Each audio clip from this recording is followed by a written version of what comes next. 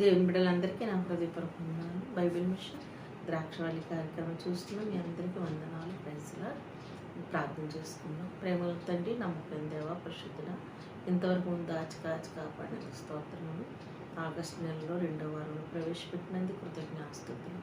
ప్రభువా తండ్రి, నువ్వు చేసిన మేళ్ళన్నిటికీ వందనాలు, స్తోత్రములు, కృతజ్ఞాస్తుతులు. మహిమ, ఘనత, ప్రభావం నీకే తండ్రి. ఎన్నో మేలు చేస్తాం. అటన్నిటి బట్టి మరొక్కసారి కృతజ్ఞాసం చెల్లించుకోవచ్చు. దిక్కులేని వారిని, పేదవారిని, దరిద్రులను నీ కొరకు ప్రార్థిస్తున్న వారిని అందరినీ దీవించండి. వ్యాధిగ్రస్తులు స్వస్థపరిచి బాగుంచండి.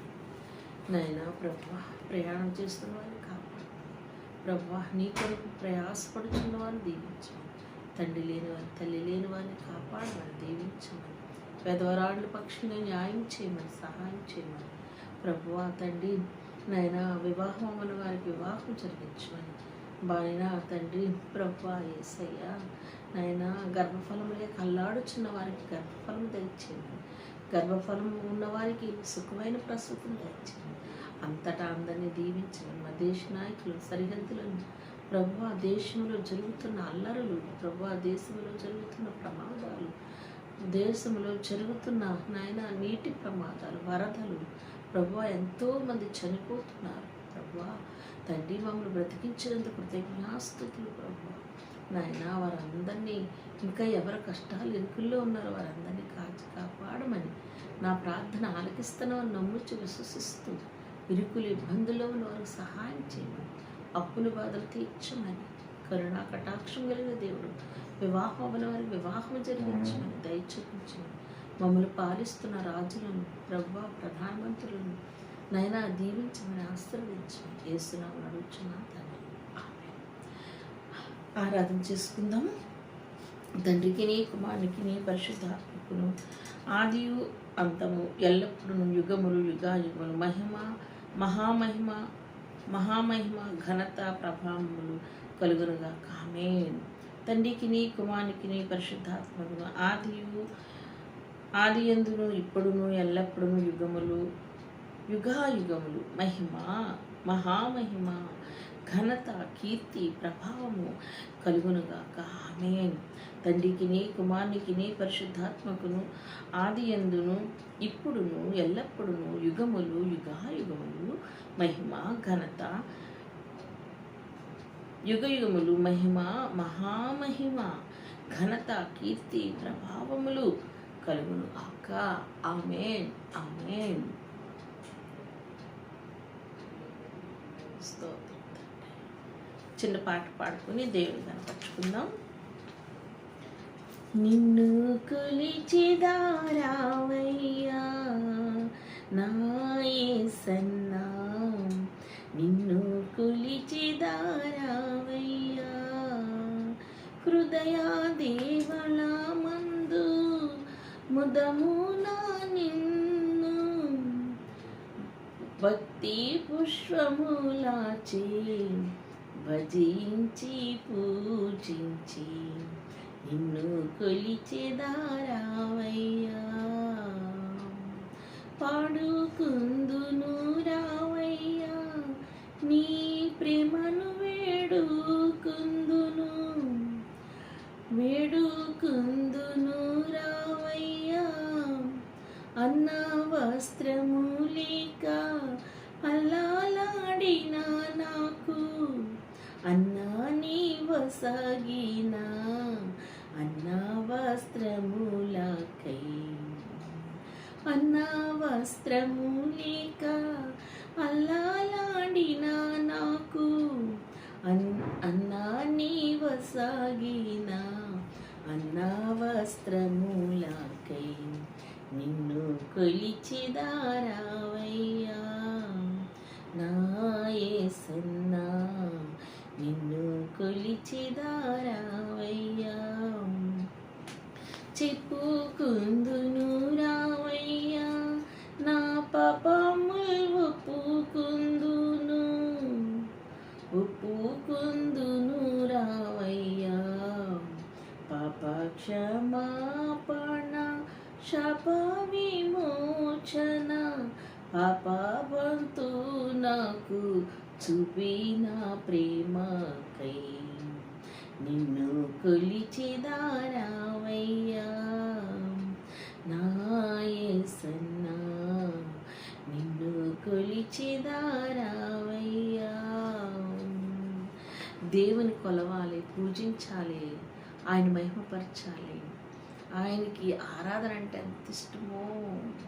ఆయన ఘనపరచాలి, మనం స్తుతించాలి, పెదవులతో కాదు హృదయాంతరంగముతో ఆయన ఆరాధించినప్పుడు ఆయన మనల్ని దీవించి ఆశీర్వదించడమే కాదు, ఆయన కుడిపార్శ్వం కూర్చోవడానికి మనల్ని దేవుడు తన జీవ గ్రంథంలో పేరు రాస్తాడు. హల్లెలూయా. దేవునికి మహిమ కలుగును గాక. దేవుని వాక్యాన్ని చూద్దాము. మరి మోషే గ్రంథం మనం అంతా చదువుకుంటూ ఉన్నాము. అయిపోయింది మోషే చరిత్ర. మోషే జీవితంలో చేసిన అద్భుతములు నా జీవితంలో కూడా చేశాను. ఈ గ్రంథం చదువుతున్నప్పుడు ఆఖరి అయ్యేటప్పటికి ఇందులో 7 అని చాలాసార్లు ఉంది కాబట్టి 7 సంపూర్ణమైన సంఖ్య. 7వ నెలలో నాకు అద్భుతాలు చేయని అడిగినప్పుడు దేవుడు తప్పక నాకు అద్భుతాలు చేశాడు, ఆశ్చర్యకారాలు చేశాడు. నాకు చాలా దేవుడుగా ఉన్నాడు. చాలామంది నాకు ఫోన్ చేశారమ్మా, నాకు చాలా అద్భుతం జరిగింది వాక్యం చదివినప్పుడు అని చాలామంది సంతోషపడ్డారు, ఫోన్ చేశారు. ఇందులో ఉన్న మాధుర్యాన్ని వాళ్ళు గ్రహించారు. మోషే ప్రార్థించినప్పుడు ఎన్ని కార్యములు చేశాడో ఈరోజు నీకు నాకు మనందరికీ దేవుడు చేస్తాడు. మనము మరి ఫస్ట్ నుంచి నేర్చుకుంటూ ఉన్నాము.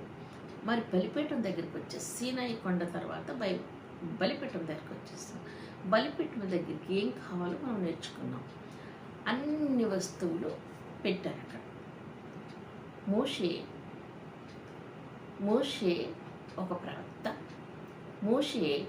నేను అనుకుంటాను మోషే ఒక ఇంజనీర్, అప్పుడే ఇంజనీర్ అయినా. అందుకే ఆయనకి బలిపీఠం ఎట్లా కట్టాలో ఎవ్రీడే ప్రతిరోజు దేవుడు ఆయనతో మాట్లాడి చెప్పేవాడు. ఇట్లా చెయ్యి, ఇలా చెయ్యి, ఇలా ఈ కొలత, ఈ వెడల్పు, ఈ బంగారం, ఈ వెండి, ఇవన్నీ చెప్పేవాడు.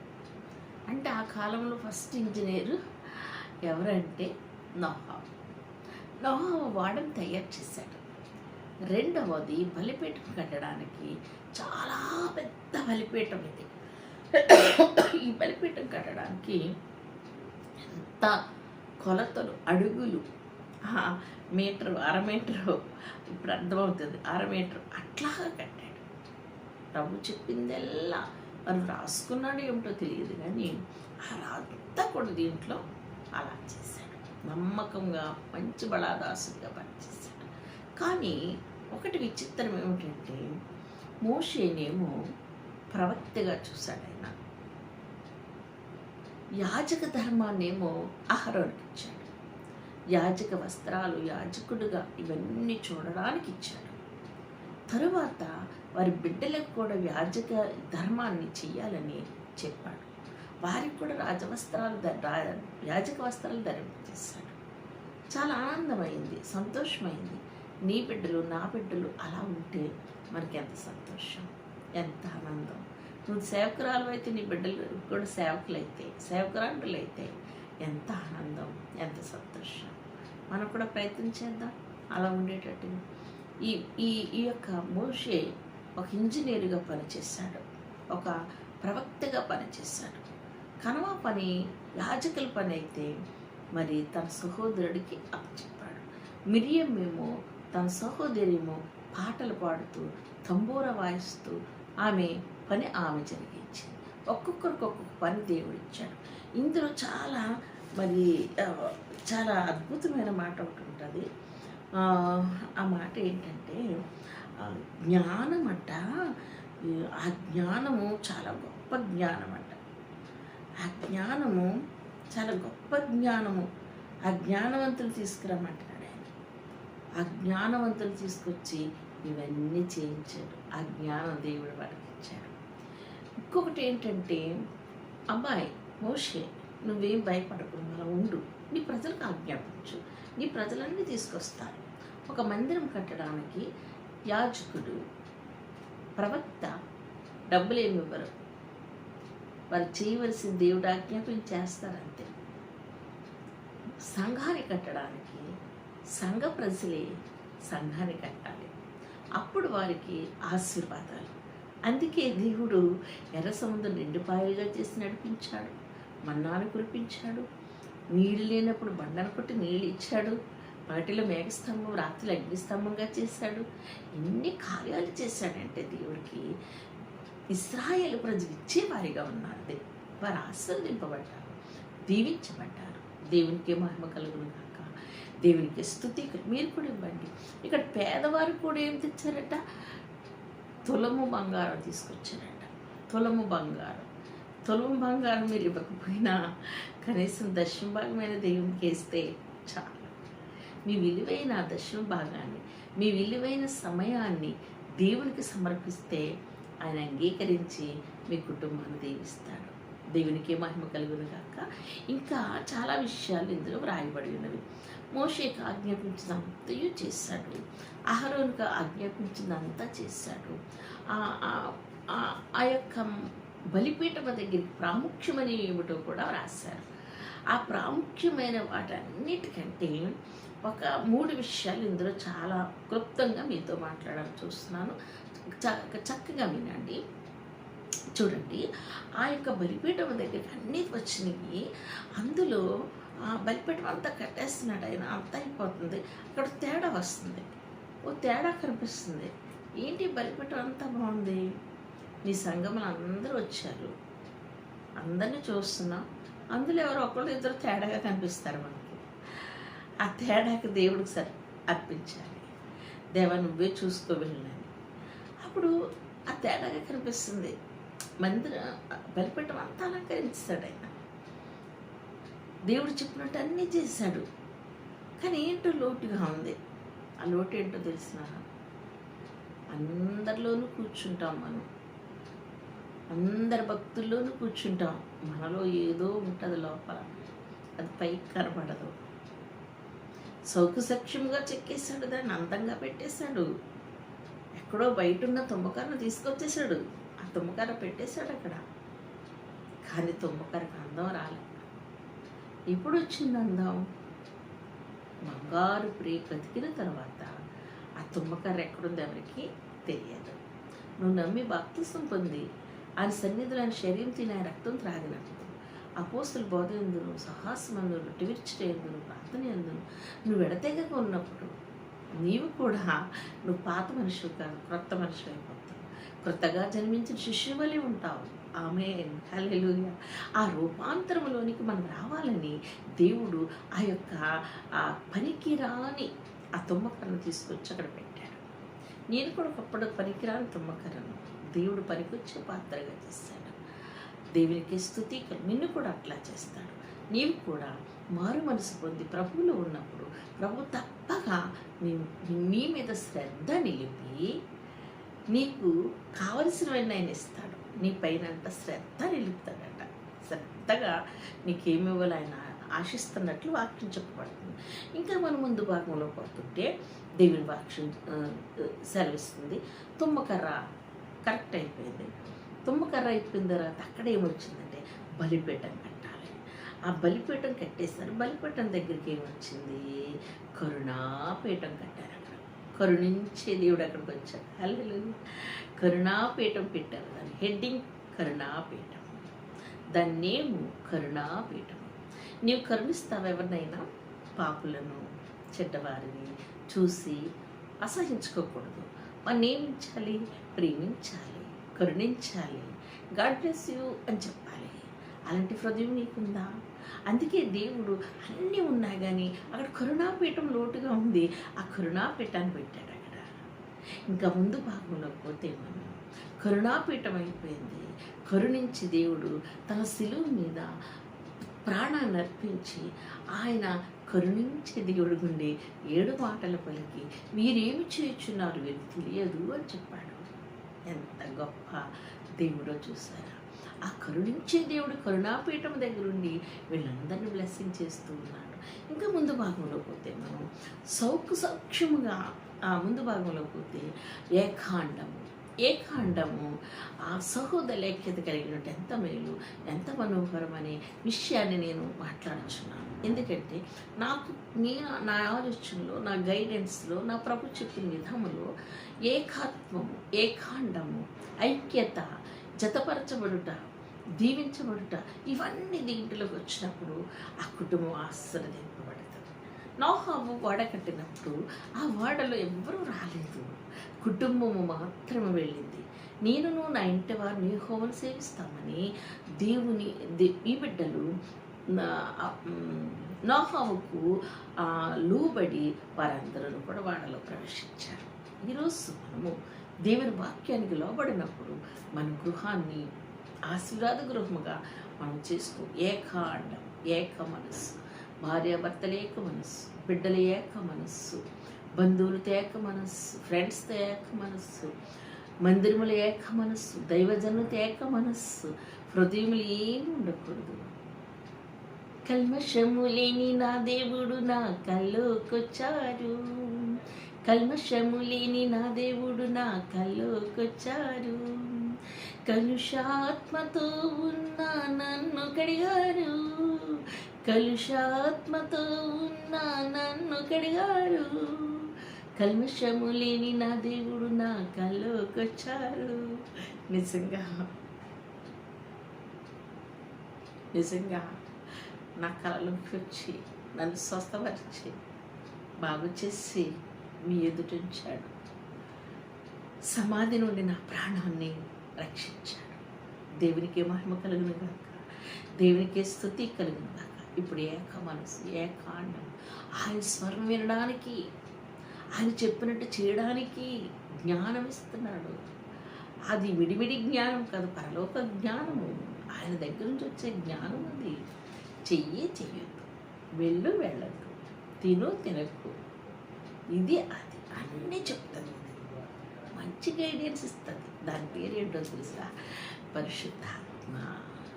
పరిశుద్ధాత్మ ఎప్పుడైతే మనం ధరించుకుంటామో అప్పుడు మనకు అన్ని బుద్ధి వివేకములు మనకి తెలుస్తాయి. కంచర గాడిద వలె మనం ఉండము, ఆ బుద్ధి వివేకము కలిగిన వారముగా మనం ఉంటాం. హల్లెలూయా. ఇంతకుముందు నేను కంచర గాడిదని, నాకు తెలియదు. నాకు దేవుడు అన్నీ తెలియపరుస్తున్నారు. కూర్చు నేర్చుకుంటున్నాను. ఆవగింజంతా నేర్చుకున్నాను. ఎప్పటికీ ఇంకా నేర్చుకోవాలి. మరి చెట్టు వెళ్ళి అవ్వాలి. నేను నా ఆశ ఎంత ఆశో, మరి చెట్టు వెళ్ళి అవ్వాలి. కాలువ దగ్గర నాటబడిన మొక్క వలె ఉండాలి నేను. అది నా ఆశ. ఈ తెలంగాణ మొట్టమొదటి అధ్యాయంలో ఉన్న మాటలు నాకు నెరవేరాలి అని నా ఆశ. అప్పుడే ఏకాండం, ఏకాత్మ, ఏక మనస్సు, మనలో కక్ష, క్రోధం, మత్సరం, విభేదము ఇవన్నీ ఉండు. హార్ట్ పీస్ఫుల్గా ఉంటుంది. మనలో ఉన్నవన్నీ కూడా పక్కకు పెట్టేయాలి. ఈ బ్రెయిన్లో, ఈ తలలో అన్నీ పెట్టుకోకూడదు. పంపించేయాలి, బయటికి పంపించేయాలి. మనసు పీస్ఫుల్గా ఉంచుకోవాలి. అప్పుడు మనము తేలిక పడతాం. మన బాధలన్నీ తేలిక పడతాయి. చాలామంది ప్రార్థన చేసేసుకుని అయిపోయిన తర్వాత ఏముందండి ఇదంతా అలాగే బాధపడుతున్నాను. నో, నాకు ప్రభు చేసేస్తాడని నువ్వు అనుకుని వెళ్ళిపోవడంతే. మీ వరకు చెప్పనక్కర్లేదు. నా పని అయిపోయింది, ప్రభు చేసేసాడు. హల్లెలూయా. మన ఒక సహోదరు వచ్చింది, వాళ్ళ కుమారుడు ఎక్కడికి వెళ్ళిపోయాడు, రావట్లేదు. ప్రభు ప్రార్థన చేస్తాం, ఏకంగా కలిసి ప్రేర్ చేస్తాం. ప్రభు అన్నారు ఈ ఊర్లో ఉన్నారని చెప్పు, సాయంత్రం ఫోన్ చేస్తాడని చెప్పి అన్నారు. ఆమె అంబాజీపేట అవతల వెళ్ళిపోయారు, ప్రార్థన చేసుకుని వెళ్ళిపోయారు. సాయంకాలం 7 గంటలకు ఫోన్ వచ్చింది, మీ అబ్బాయి ఇక్కడే ఉన్నాడు పలానా చోట అని చెప్పారు. దేవుడు నీతో చెప్పినది చెయ్యంతే, నీతో మాట్లాడి చెప్పు, అబద్ధాలు చెప్పకూడదు. అబద్ధం చెప్తే చాలా కష్టం. సాతానుడు ఇది నిజమా అని చెప్తాడు ఒకసారి. దాన్ని గ్రహించుకునే జ్ఞానము దేవుని దగ్గర ఉంది. దేవుడు మనకిస్తాడు. ఈ విధంగా మరి ఏకాండ హృదయం కలిగి, ఏక మనసు కలిగి మనం ఉండాలని, దేవుడికి సమర్పణ చేయటంలో అన్నీ సమర్పణ చేయాలని, ఇశ్రాయేల్ ప్రజలు దేవుడు ఆశీర్వదించేసి బ్లెస్సింగ్ ఇచ్చేసాడు. ఆ కట్టే వాళ్ళందరూ అంటున్నారు, ఇక బంగారం మాకొద్దు, వెండి మాకొద్దు, చాలు చాలంటే అప్పుడు మోషే ఏం చేశాడు, అందరూ చాటింపు చేశాడు. మీరెవరు పట్టుకెళ్ళి ఇంక బంగారం వెండి అన్ని ఇవ్వకండి ఇంకా అంటారు. చాలు నాకు ఇచ్చాడు. ఆయన దీవెనలు అలా ఉంటాయి, ఆయన ఆశీర్వాదాలు అలా ఉంటాయి. అబ్బబ్బా ఎంత గొప్ప! మనకు కూడా అలగిస్తే దేవుడు ఎంత బాగుంటుంది ఆలోచించండి. దేవుని బలిపీఠం కరుణాపీఠం అయిపోయింది, ఏకాండం అయిపోయింది. ఇప్పుడు మనం దేవుని సన్నిధిని ఆరాధించడానికి వచ్చేస్తున్నాం. ఆయన బలిపీఠం మీదకి ఆరాధించడానికి వచ్చేస్తున్నాం. అక్కడ ఆరాధించడానికి స్త్రీలు కూడా ఉన్నారు. స్త్రీలు 38 అధ్యాయం 8వ వచనంలో స్త్రీలు కనబడుతున్నారు. చూద్దామా? అతడు ప్రత్యక్ష గుడారమునకు ద్వారమున సేవించవచ్చును. సేవకురాండ్రులు అద్దములతో ఇత్తడి గంగాళమును దాని ఇత్తడి పీఠమును చేసాను. మరియు అతడు ఆవరణము చేసిన కుడివైపున అనగా దక్షిణ దిక్కున 100 మూరల పొడుగును గనివిని పేని. చూడండి, ఇక్కడ చక్కగా వ్రాశారు. సేవింపవచ్చిన సేవకురాండ్రులు సేవ చేస్తున్నారా, సేవిస్తున్నారు దేవుడిని. మన పేరు కూడా నిర్గమకాండలో రాసిస్తారు దేవుడు. హల్లెలూయా! మనం చాలా అదృష్టవంతం. సేవకురాండ్రులు సేవ చేస్తున్నాం.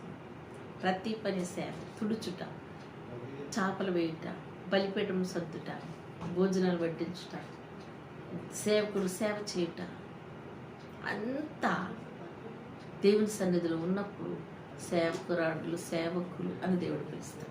ఆ లిస్టులో నేనుంటే ఎంత భాగ్యం. నేనున్నాను, నేను సేవకురాలిగా దేవుని సన్నిధిలో ఉన్నాను. ఇప్పుడు నేనేం చేయండి, అద్దంలో ఇత్తడి గంగాళమును దాని ఇత్తడి పీఠమును చేశాను, తయారు చేస్తారు. వీళ్ళంతా స్త్రీలందరూ కలిసి, సేవకురాండ్రులు కలిసి ఒక పీఠాన్ని తయారు చేస్తారు.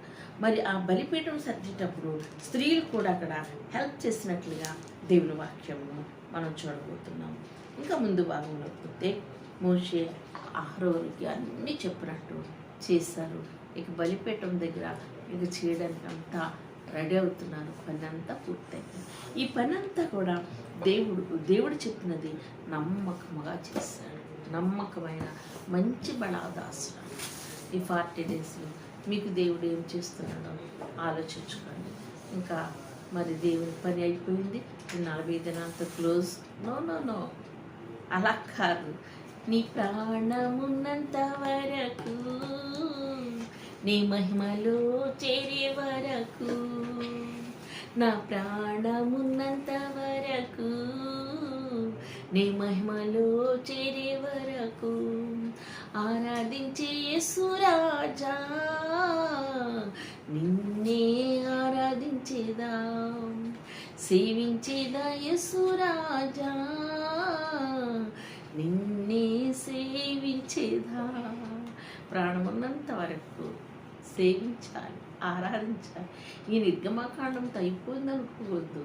ఇంకా ఉన్న లేవికాండం, సంఖ్యాకాండము ఇవన్నీ చదువుతూ ఇందులో ఉన్న మర్మాలన్నీ కూడా తెలుసుకొని దేవుని బిడ్డలు ఉండాలని ఆశిస్తూ ఈ మాటలు దేవుడు దీవించి ఆశీర్వదించునుగాక. ఆమేన్.